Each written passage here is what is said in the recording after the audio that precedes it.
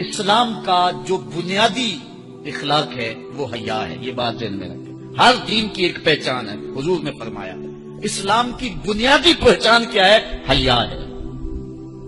جب ہم نے اسلام کے دامن کو چھوڑ دیا ہے، یہ رسم حنا کے نام سے بدتمیزی یہ کس معاشرے سے ہم نے لی ہے؟ ہمارا تو رب یہ بھی گوارا نہیں کرتا کہ ہفتے کے دن کی تعظیم ہو اور اونٹ کا گوشت ایک بندہ ترک کرے یہودیت کی رسم سمجھ کے. اسلام سے ٹکراتا نہیں ہے، پھر بھی جو ہے وہ اسلام اس کو گوارا نہیں کرتا. اور کیا بہوؤں بیٹیوں کا تماشا لگایا، دین برہنہ بیٹیاں لوگوں کی شہوانی نگاہوں کے سامنے ہیں، اور باپ بھی کھڑا ہے اور بیٹا بھی کھڑا ہے. نہ باپ کی آنکھوں میں حیا ہے، نہ بیٹے کی نظروں میں حیا ہے، نہ بھائیوں میں غیرت ہے. اور کہتے ہو اللہ کی رحمتیں ہمارے اوپر نازل ہوں. یہ تو شکر کرو پتھر نہیں برستے محمد ربی کے قدموں کا صدقہ. اگر ان کی رحمت نہ ہو درمیان میں ابھی آگ لگ جائے دونوں جہاں میں. یہ تو ان کی رحمت ہے کہ پتھر نہیں برستے. پچھلی قوموں نے ایک ایک جرم کیا، کسی کے اوپر پتھر برسے، کسی کے اوپر خون برسا، کسی کے اوپر ایسا زلزلہ آیا کہ نیچے والی جگہ اوپر اور اوپر والی بستیاں نیچے. لیکن اس امت پر ایسا نہیں ہوگا. اللہ کہتا محبوب تیری وجہ سے نہیں ہوگا، ورنہ حضور نے فرمایا کہ یہ امت پچھلی امتوں کے قدموں پر قدم رکھے گی. یہاں تک حضور نے فرمایا کہ اگر کسی شخص نے اپنی ماں کے ساتھ بھی زیادتی کیا تو یہ وہ بھی کریں گے. اور دیکھ رہے ہیں کیا کچھ نہیں ہوا ہے. قبروں سے مردے اکھاڑ کر کے ان کی بے حرمتی نہیں کی جا رہی. کبھی ایسا بھی ہوا تھا؟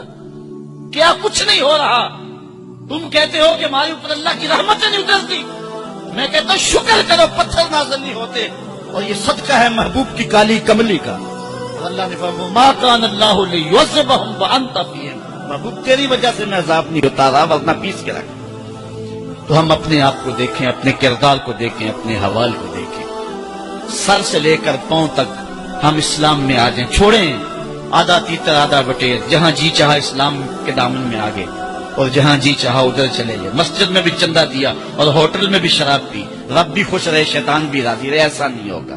رب کہتے ہیں نہیں، اگر میرے ہو تو پھر میرے ہی ہو.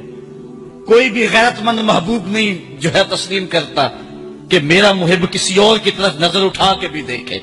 تو رب سب سے بڑا غیرت مند ہے. وہ نہیں چاہتا میرا ہو اور کسی اور کی طرف دیکھے.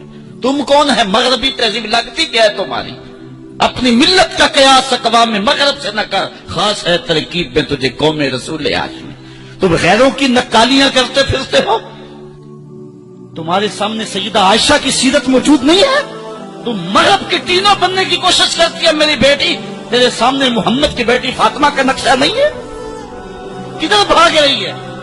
یہ بال کھول کے بازار میں کون جا رہا ہے؟ یہ نیند برہنہ کون جا رہا ہے؟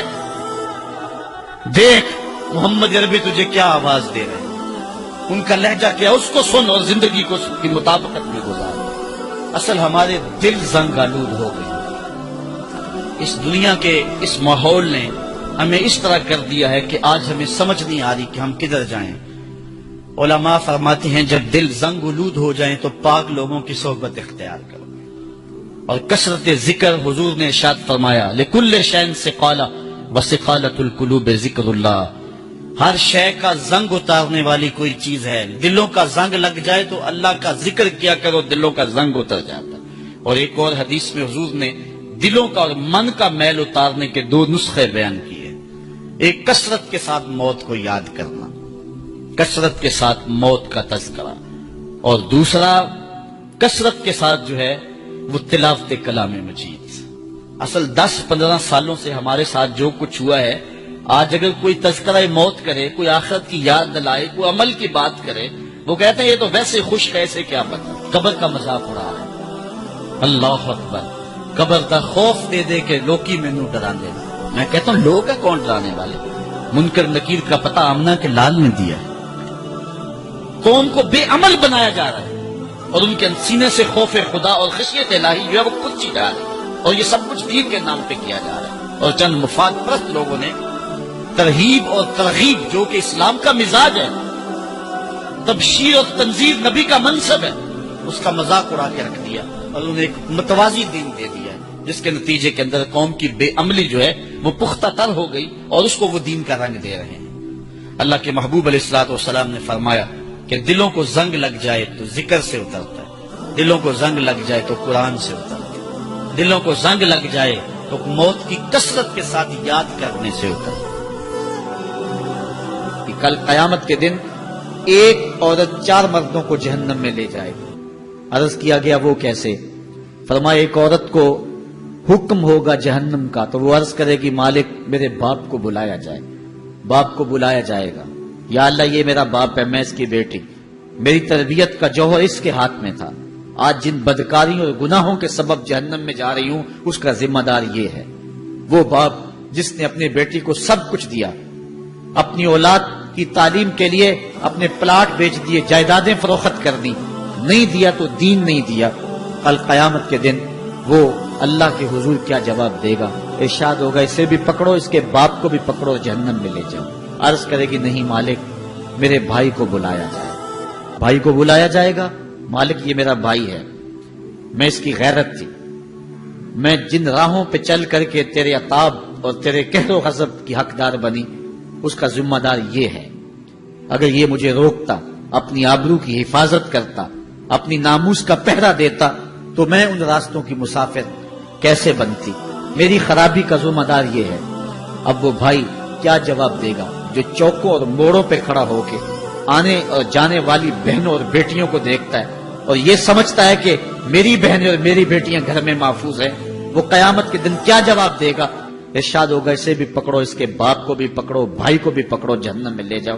عرض کرے گی نہیں مالک میرے شوہر کو بھی بلایا جائے، بلایا جائے گا، مالک یہ میرا شوہر ہے اور میں اس کی بیوی، میری تربیت کا جوہر ماں باپ کے بعد اس کے ہاتھ میں تھا اور اس کے پاس طلاق کی دھمکی ایسی چیز تھی، مجھے جو چاہتا منواتا اور جس انداز میں ڈھالنا چاہتا مجھے ڈھال لیتا، لیکن اس نے مجھے کبھی راہ حق کی طرف نہیں بلایا تھا۔ وہ شوہر کیا جواب دے گا جو خود اپنے دوستوں کو چائے پہ بلا کے اور اپنی بیوی کو سامنے برہنہ منہ بٹھا کے بعد میں اس کے حسن کی داد مانگتا ہو، بتاؤ بھابی کیسی ہے؟ تو وہ کیا جواب دے گا قیامت کے دن؟ ارشاد ہوگا اس کو بھی پکڑو، اس کے باپ کو بھی، اس کے شوہر کو بھی اور اس کے بھائی کو بھی جہنم میں لے جاؤ۔ عرض کرے گی نہیں مالک میرے بیٹے کو بھی بلایا جائے، بیٹے کو بلایا جائے گا، مالک یہ میرا بیٹا ہے، میں اس کی ماں ہوں، میرے سینے میں اس کے لیے تڑپتی ہوئی ممتا تو نے رکھی تھی، یہ روٹھ جاتا تو زندگی اجاڑ ہو جاتی، جو بھی چاہتا ضد کر کے منوا لیتا، مجھے کسی کے گھر کے برتن بھی مانجنے پڑے تو میں نے اس سے بھی گریز نہیں کیا، اس کی ہر فرمائش کو پورا کیا، اپنا زیور بیچ کے اس کی تعلیم مکمل کروائی۔ اگر یہ ضد کرتا کہ امی آپ نماز نہیں پڑھتی، میں آپ کے ہاتھ کا کھانا نہیں کھاؤں گا، امی آپ یہ عمل کیوں کرتی ہیں، یہ شریعت میں جائز نہیں ہے، تو میں جو ہے وہ کھانا نہیں کھاؤں گا، تو کیا میری ممتا مجبور نہ ہو جاتی؟ اس نے ساری زندگی کیا مجھے اس کے بارے میں کوئی کہا تھا، نیکی کی طرف بلایا تھا، بدی سے روکا تھا؟ جس بیٹے نے اپنی ماں سے ہر ضد پوری کروائی ہو تو اس نے صرف دین کے بارے میں کوئی ضد نہیں کی ہے، تو وہ کل قیامت کے دن کیا جواب ہوگا؟ ارشاد ہوگا اسے بھی پکڑو، اس کے باپ کو بھی پکڑو، اس کے خامن کو بھی پکڑو، بھائی کو بھی پکڑو، بیٹے کو بھی پکڑو اور 5 کو گھسیٹ کے جہنم میں لے جاؤ۔ فرمایا ایک عورت 4 مردوں کو قیامت کے دن جہنم میں لے جائے۔